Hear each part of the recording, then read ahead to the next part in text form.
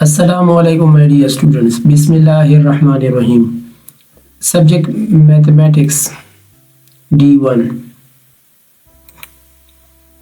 Subject Mathematics D1 Class 6 Exercise 7B Question number 4 All parts. Topic Angles formed by two parallel lines and a transversal. Question number 4. यहाँ पर आपको बताया जा रहा है कि इंटरमीडिएट लेवल है ना, given that A B parallel C D, ये ए बी ये सी डी का क्या है, पैरेलल है। ठीक है, ए बी सी डी का क्या है, पैरेलल है। तो find the value of the unknown in each of the following figures. नीचे आपने अननोन वैल्यूज मालूम करना, ये मालूम करना है, मतलब बी भी मालूम करना है, यहाँ पर ए मालूम करना है और इधर बी मालूम करना है। सबसे पहले हम ए पार्ट को करते हैं। ए पार्ट को करने से पहले इसको समझना है, सबसे पहली बात। ठीक है, तो मतलब ये है कि ये ए मालूम करना है ना, तो ए हम कैसे मालूम कर सकते हैं, ये हम ऐसे मालूम कर सकते हैं। यहाँ पर ना मैं अगर पी क्यों लाइन ड्रा करूँ ना, इधर इसका पैरेलल ए बी का पैरेलल, यहाँ पर एक लाइन ड्रा करूँ इस तरह।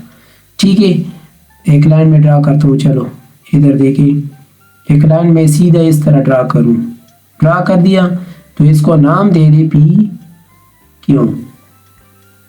ठीक है, तो ये ऐसा लाइन है कि ये इसका पैरेलल है। ठीक है, मतलब ये पैरेलल है, सही है।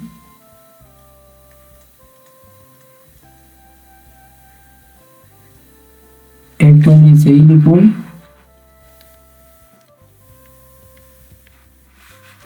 ये पैरेलल है, सही है।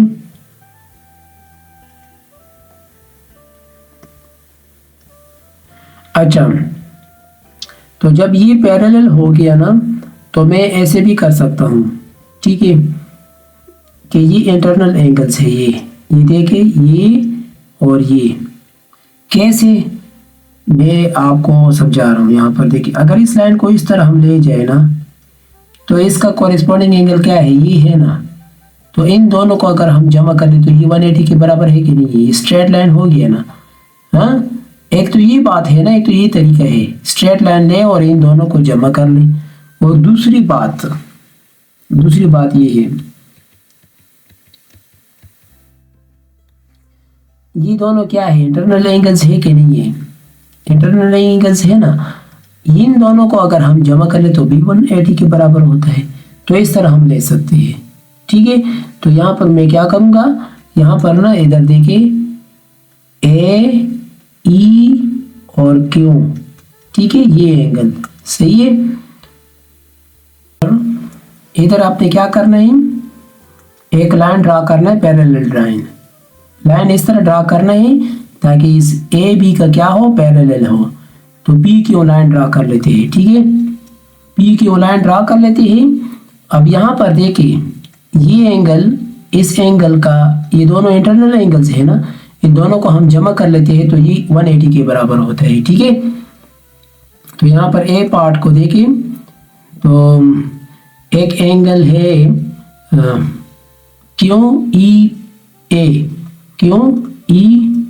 ए plus 142 degree equal to 180 degree.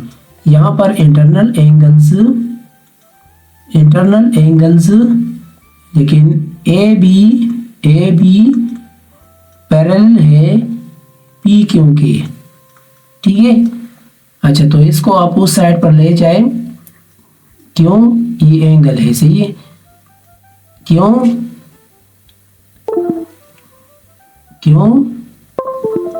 Angle E A equal to 180 degree minus 142 degree. ठीक है, अब 180 से 142 सब्ट्रैक्ट कर ले तो इसे क्या आएगा, तो इसे क्या आ रहा है, 180 से 142 सब्ट्रैक्ट कर ले तो इससे 38 डिग्री आ रहा है। सही है, तो ये मालूम हो गया, मतलब ये एंगल मालूम हो गया। अब ये एंगल मालूम करते हैं, ये एंगल और ये एंगल, ये दोनों क्या है, इंटरनल एंगल से है ना। ठीक है, इंटरनल एंगल से है ना, तो ये 180 के बराबर ले। सी इसी तरह जिस तरह हमने वो वाला ले लिया। ठीक है, ये वाला मैं एक मिनट यहाँ पर इंडिकेट कर लूँ ताकि आपको समझे। सी ई एंड क्यों, मतलब ये एंगल। ठीक है, सी ई क्यों, ये plus 114 degree equal to 180 degree. ठीक है, तो इंटरनल एंगल्स, और यहाँ पर पी क्यों पैरेलल है सी डी के। ठीक है, तो इसको उस साइड पर ले जाए तो इसे क्या आएगा, सी ई एंगल क्यू, मतलब C angle E Q 180 minus 114। ठीक है, तो इसको सब्ट्रैक्ट कर लें तो इसे क्या आएगा, इसे आ रहा है 66 डिग्री। ठीक है, अब ये दोनों मालूम हो गया, मतलब मैं आपको यहाँ पर हाईलाइट कर लूँ, ये मालूम हो गया, ये भी मालूम हो गया। अब ये दोनों तो मालूम हो गया ना, तो ये यहाँ पर जो अननोन वैल्यूज है ए। ठीक है, जब ये मालूम होगा और ये भी मालूम हो गया, ठीक है, ये दोनों जब मालूम हो गए, इन दोनों को जब हम जमा कर लेंगे तो ए की वैल्यू मालूम हो जाएगा। सही है, इसको मैं लाइन ड्रा कर लेता हूँ इस तरह, ये एंगल और ये एंगल दोनों को जमा कर ले तो आपको मालूम हो जाएगा एंगल ए।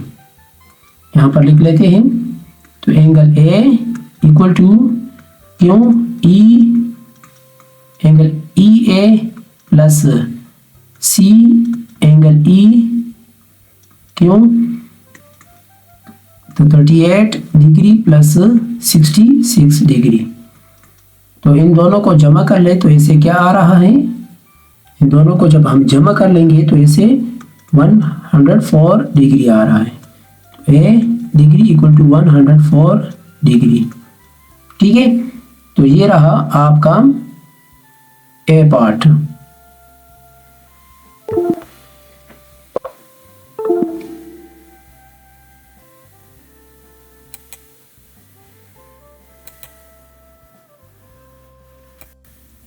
अब यहां पर देखिए बी पार्ट, इधर हम बी की वैल्यू मालूम करना चाहते हैं, क्या, बी की वैल्यू।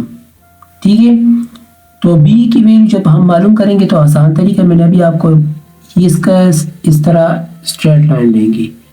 ठीक है, तो स्ट्रेट लाइन लेने के बाद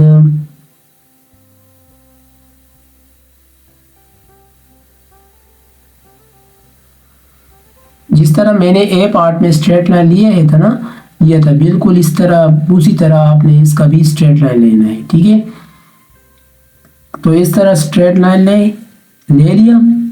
सही है, तो अब ये इसका अल्टरनेट एंगल क्या है, ये है ना, ये अल्टरनेट एंगल, और ये एंगल इसका अल्टरनेट एंगल है, बात ख़त्म। ठीक है, यहाँ पर लिख ले, तो मतलब बी पार्ट। ठीक है, तो आप लिख ले कि यहाँ पर एक मिनट, ये लाइन जो ड्रा किया है ना, एक मिनट इसको हम इधर लिख लेते हैं, ये मैंने पी क्यू लाइन ड्रा किया है। ठीक है, पी क्यू। सही, अब यहाँ पर देखिए पी ई ए, मतलब ये एंगल इस एंगल के बराबर है। ठीक है, ये मैं लेता हूँ पी ई एंगल ए। ठीक है, ये इक्वल टू 69 डिग्री। क्यों, ये अल्टरनेट एंगल्स है, और यहाँ पर ए बी पैरेलल है पी क्यू के, पैरेलल है पी क्यू के।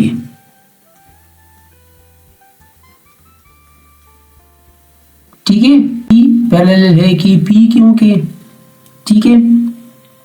अब इस तरह ये पी ई ए मतलब P एंगल ई ए, ठीक है, ये तो मालूम हो गया।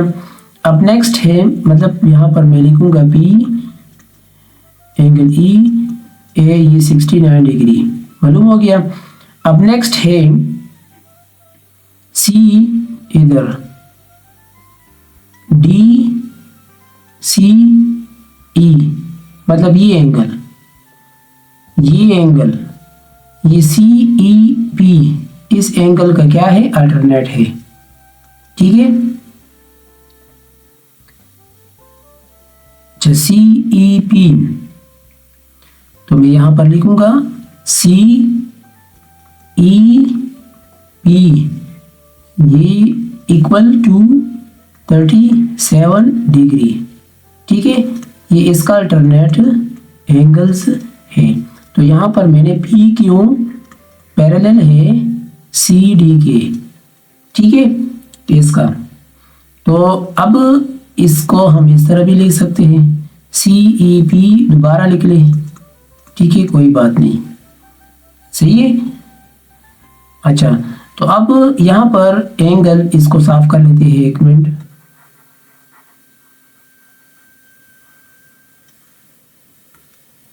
यहाँ पर एक मिनट इसको दोबारा ड्रा कर लेते हैं इस तरह, P Q।